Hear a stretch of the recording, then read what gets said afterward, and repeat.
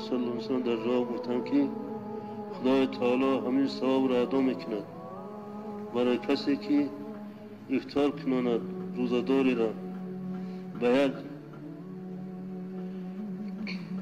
جرعه شیر یا که به یک خرما یا به شربتی من الماء یک نوشانیدن آب.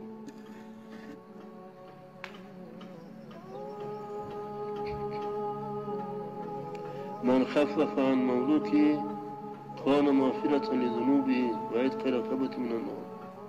کسی که در این ماه از مملوک خود کار و عمل را سبک بگرداند مغفرت گناه ها می شود، بخشیدن گناه ها می شود، آزادی گردنی می شود از دوزخ.